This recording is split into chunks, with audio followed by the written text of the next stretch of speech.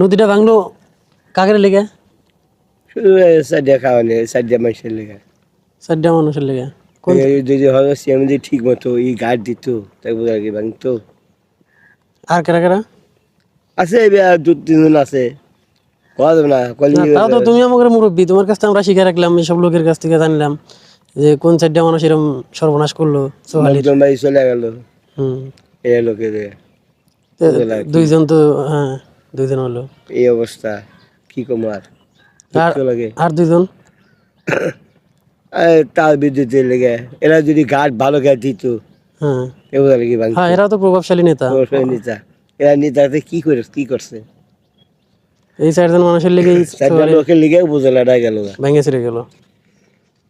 না খারাপ কথা হইলাম বাবা। না ভালো কথা হয়েছে। আজকে আজকে হেই ভাবি হয়েছে, উনার যা ভাঙছে বে হয়েছে। হ্যাঁ